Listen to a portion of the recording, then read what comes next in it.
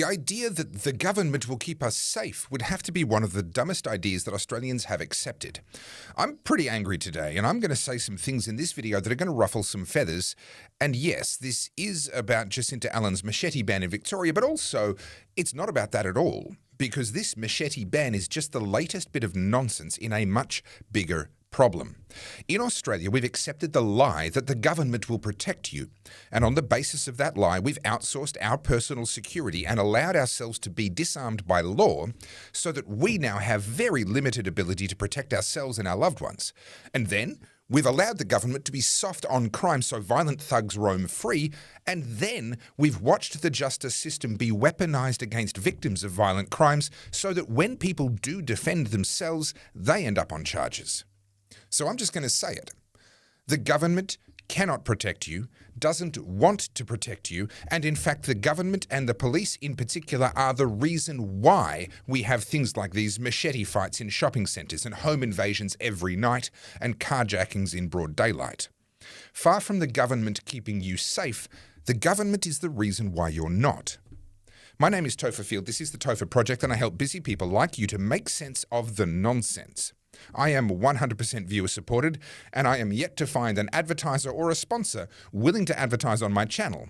And I can understand that because I make videos that talk about topics like this. But if this is the sort of thing that you'd like to hear and see more of, then you can buy me a coffee at my website, topherfield.net. And if you haven't yet bought my books, t-shirts, hoodies, and merch, then you should check it all out at goodpeoplebreakbadlaws.com. Be sure to have a look at all of the different designs for my t-shirts and my hoodies, including this 832 design, which has on the back, "The truth will set you free." And by grabbing one of these, you'll be helping me to keep speaking the truth to people that don't want to hear it. And in this case, the truth is that the government is the reason why you are unsafe. Specifically, the police are the reason why you are no longer safe in your own home, in your car, in your workplace, or down at the shops.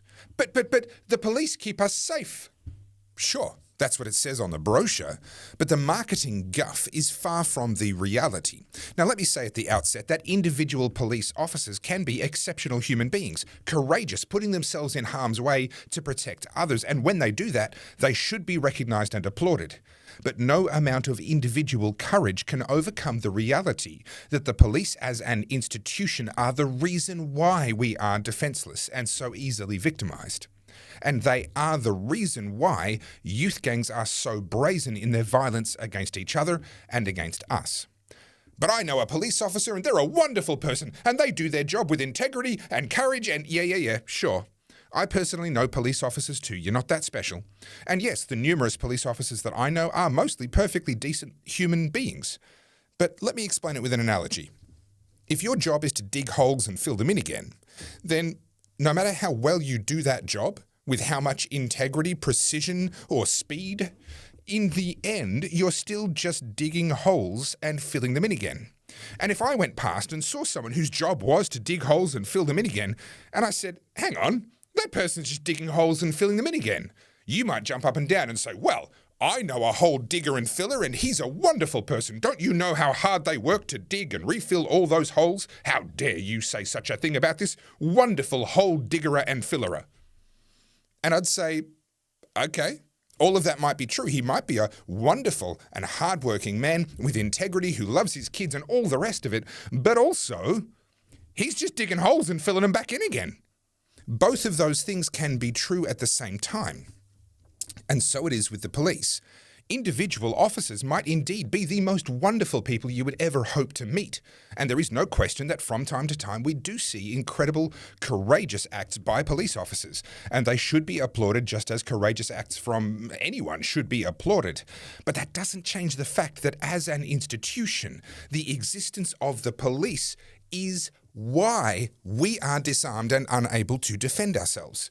Which is why we are awash in violent crime in the first place. And no amount of integrity on the part of an individual police officer changes the reality that the institution is responsible for this crime wave. Now, when I talk about this, people will sometimes say, oh yeah, but without the police, who would you call when someone breaks into your house? My honest answer is no one. Because without the police, I would have the hardware to deal with that situation myself, and it would be over in about 30 seconds. When seconds count, the police are just 10 to 15 minutes away, and they'll get there in time to draw a chalk outline around my family's bodies, not in time to save us. Don't be ridiculous. But if the police didn't exist here in Australia, then I would be able to own everything I need to defend my family and my home against even multiple would-be home invaders. That would be the case if it weren't for the fact that the police are going to lock me up if I were to own such hardware. We know this is true because the police do lock up homeowners who use, in many cases, quite frankly, modest levels of force, in my opinion, against violent thugs who invade their homes. It is often true that the homeowner who defends themselves gets punished more harshly than the violent thugs who invaded their homes. If your home were invaded by a thug with a gun, and you shot that thug with your gun, and a police officer therefore finds out that you were keeping a shotgun in your home for self-defense and that it was not properly locked away in a safe, with the firing pin removed, with the ammunition locked up separately, and it was not a registered firearm, and you were not a licensed firearm owner, well, you'll go to prison for infinitely longer than the thug who invaded your home who also had an illegal firearm. And we know this is true because this is what happens already. You get in more trouble for defending your own home with a weapon than for attacking somebody else's home with the same weapon.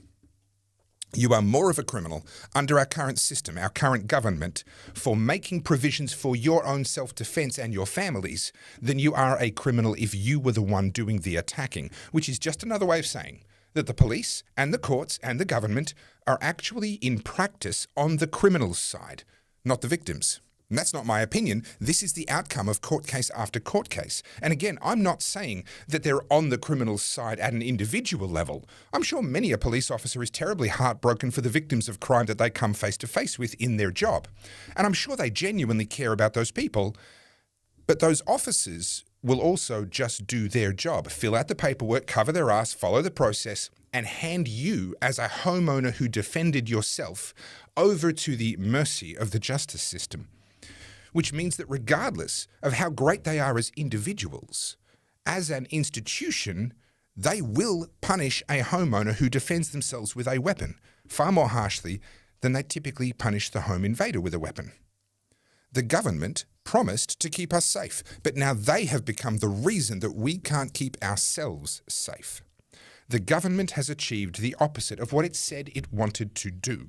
And this is actually something of a universal law, that governments, given enough time and power, will always achieve the opposite of what they say they want to achieve. For example, the government says that they are helping the poor through the welfare system.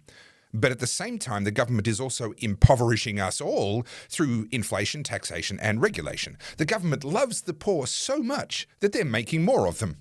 The government is also proud of its free healthcare system, but is also using that system to mandate experimental drugs, support junk science like the food pyramid, and has turned our healthcare system into a disease care system for the profit of pharmaceutical companies. The justice system isn't about justice anymore either. It's about system. You can have the most just case in the world, but if you don't follow their system, you'll get nothing. Or you can be as corrupt as anything, but if you're a part of their system or if you just know how to use their system, then you'll get what you want, whether it's justice or not. The system is not about justice, it's about system. See, the reason why governments always end up achieving the opposite of what they say they want to achieve is because everything a government does is done via a system. The education system, healthcare system, justice system, and yes, police and law enforcement are just another system. This is the key characteristic of a system. The thing that makes a system, is that the highest priority of a system is its own survival. It becomes more important than whatever it was created to achieve. And so the minute following the procedure is more important than getting the right outcome. You know that you're dealing with a system rather than with human beings. And the human beings that work in the system are simply making themselves machines, cogs within that system, and putting aside their humanity. Now, I'll dedicate a future video to the issue of system and how it turns people into psychopaths. Yes, including those wonderful people like your friend, the police officer, who would never ever do the wrong thing. Yes, even him or her, once subsumed into a system and indoctrinated into this new follow the process or else world, even that person becomes a psychopath in the sense that they engage in psychopathic behavior while they're on the job. Now, I've actually begun working on a book specifically about this because this mechanism of introducing a system for everything and then with that system manipulating otherwise fine and upstanding people to participate in psychopathy is the mechanism by which government destroys everything it touches. For example, through obeying orders and following the system, otherwise fine and upstanding and caring and wonderful police officers, who may well be great members of the community and fantastic mums and dads, they will actively participate in the disarming of innocent people so as to ensure that they are fully helpless victims of crime. And then those same police officers will show up at a crime scene and feel really sorry for the poor victims and wish they could do more if only they had more resources. But then they'll repeat the tired old lines that unfortunately stolen goods are rarely recovered and police resources are really stretched, so we really can't do much about it. And really, you should have had better locks on your doors, or maybe more cameras and more lights, or some such other victim-blaming BS. And at no time will that police officer realize that they are in fact the reason why this helpless victim of crime was helpless in the first place.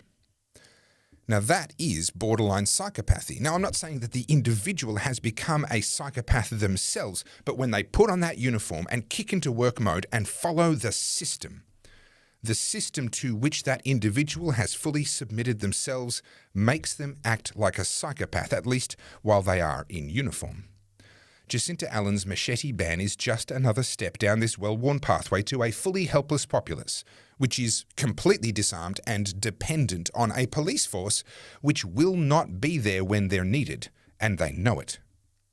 The folly of Jacinta Allen's Machete Ban has already been revealed with a brawl involving batons breaking out at the Chadstone shopping centre just a day after the Machete Ban came in, proving that the issue isn't which weapon is in their hands, the issue is the hands themselves. Now, it must be noted that a police officer who sought to intervene in that brawl in Chadstone suffered a head injury, and again, at an individual level, I applaud their courage. And I hope they make a full recovery. But I have to say, even if it pisses a lot of people off, that the police are the reason why we see brawls like this happening in the first place. They are not intervening on our behalf. They are intervening preemptively on the criminal's behalf and making this kind of behavior not just possible, but inevitable. Let me give you a counterfactual, a controversial example of how the world could be. If it were a known fact that every shopkeeper in Chadstone and every other shopping centre and probably half of the shoppers in there were packing heat, mums with prams and people in wheelchairs and 60-year-old jewellery store attendants, as well as potentially any and every other adult in there, was fully capable and equipped to defend themselves and their loved ones and the community around them at a moment's notice, would criminals be so brazen? Would they be so violent? Would they really start fights in public places like that? No, they're only that brazen because they have no fear of consequences, no fear of the people around them.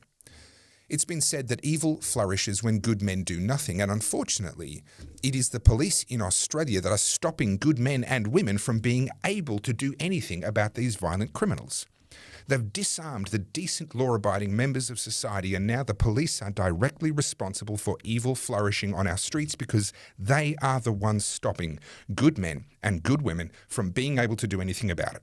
And they're telling us instead that we should call and wait for them. Wait for the police, who, when they finally arrive, will tell us that they can't really do much about it because they don't have the resources, and really we should probably have been better protected, and so it's kind of our fault anyway. Victim-blaming, psychopathic nonsense from the very people who caused us to be disarmed and helpless in the first place. Now, some people object when I talk like this and they say, Topher, are you saying that you're okay with criminals being shot and maybe even killed by their would-be victims? Yes, I am. But some of those criminals are just kids. I know. And to be fair, in those cases, we should probably shoot the parents too, just to make sure they never breed again. But the bottom line is that it's thanks to our police and our courts that doing evil now has no consequences, and young people are growing up believing that they can get away with anything.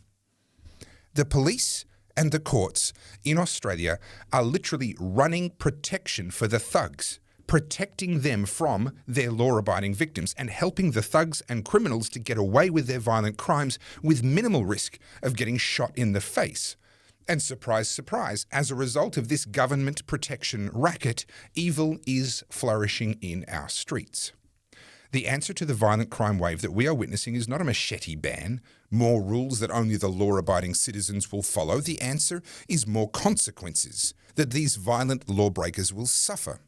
These violent thugs are making it very clear that violence is the only language they understand, and the police and our government are the reason why we are not allowed to speak that language back to them.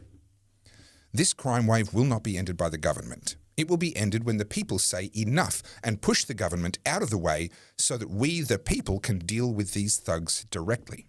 When will that happen? Well, that's a bigger question. That's not up to any one person. It's a question of when we, as a populace, as a society, as good people, have had enough of the evil. My name is Topher Field, this is the Topher Project, and I am 100% viewer supported because I say things like this. I'd love to have some sponsors and advertisers, but so far, no luck, because I am, let's just say, a little bit spicier than your average YouTuber, and that's okay. I like doing what I do, and I do it because I believe in it. And because I have you, my wonderful viewers, and let me say thank you to those of you who have already bought my books, Good People Break Bad Laws, and the Good Christians Break Bad Laws book, as well as my DVD of my multi-award-winning documentary Battleground Melbourne, plus my t-shirts and hoodies, and so much more. You are helping me to keep doing what I do. If you haven't bought yours yet, then please head to goodpeoplebreakbadlaws.com and grab yours now. That would be wonderful. And if you do already have all of these, but you'd like to keep supporting my work anyway, then please head to topherfield.net. You can make a donation via the Buy Me a Coffee button. Your support is greatly appreciated and is the reason why I can keep producing videos like this one. Thank you for watching all the way to the end. The algorithm loves you, and so do I. Please like, comment, subscribe, check out this recommended video, and as always, stay free.